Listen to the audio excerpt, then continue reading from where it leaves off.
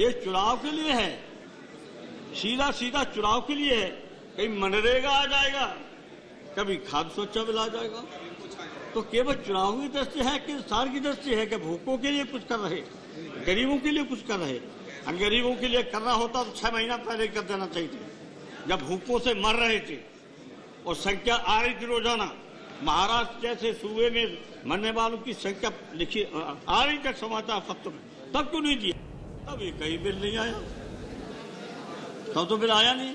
अब बिल केवल इसलिए आया, आप सीधी सीधी बात, केवल चुनाव आ गया ऐसे बिल आ गया।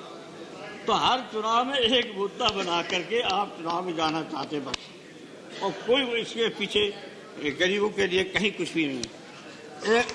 जहां तक कि आपके सामने किसानों की जमीन को लेकर उत्पादन शुल्क की 100% गारंटी हो, 100% गारंटी किसान को खरीद की हो, प्रधानमंत्री जी ये गारंटी करना चाहिए। उपज को खरीदने की पक्की गारंटी हो और गरीबों की संख्या 70% है, सभी के लिए व्यवस्था हो। अब कितने की व्यवस्था है? ये है ही नहीं कि कितनों को आप मुफ्त भोजन देंगे, कितने आपने भूखे हैं, ये कहीं संख्या है ही नहीं। तो अंदाजी चल रहा बिल, ये अंदाजिया बिल अध्यक्ष होते हैं। ये साफ होना चाहिए कि ये लोग गरीब हैं, इतने % गरीब हैं, इतने फला शहर में गांव में उसी संख्या के अनुसार हम इनको देंगे। अब पता नहीं जाने किसको दिया जाएगा, किसको दिया जाएगा? बताइए, कौन सा गरीब माना आपने? किसको गरीब माना? किस आधार पर माना? कौन सी सरकारी रिपोर्ट है और सरकारी रिपोर्ट कहाँ से आई है? तो ये किसी आधार पर गरीब आप मानेंगे? अब देश के BPL धारकों की गणना सही नहीं, इसको गणना पहले कराइए। प्रधानमंत्री जी, पहले गणना तो हो जाना चाहिए। गणना पर यहाँ चर्चा जो होगी तो हम सारे सदन के लोग आपको सुझाव भी दे सकते हैं।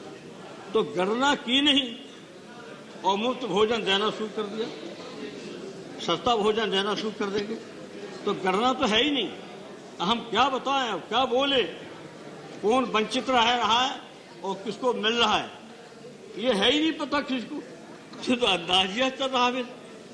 केवल बिल आ रहा है कि खाद्य सुरक्षा में राज्यों के हस्तक्षेप, राज्य के अधिकार पर हस्तक्षेप नहीं होना चाहिए। ये तो गारंटी आपको करना पड़ेगा कि राज्यों के अधिकारों पर हस्तक्षेप नहीं होना चाहिए। राज्य पर किसान आर्थिक बोझ पड़ेगा, ये स्पष्ट नहीं। अब कितना आर्थिक संकट पड़ेगा राज्यों पर, ये कहीं है ही नहीं बिल में। कितना बोझ पड़ेगा राज्यों पर? बोझ तो राज्यों पर भी पड़ेगा, तो ये बिल में है ही नहीं कि राज्यों पर कितना बोझ पड़ेगा और वो राज्य कहाँ से पूर्ति करेंगे या केंद्रीय सरकार क्या भरपाई करे। हाँ, केंद्रीय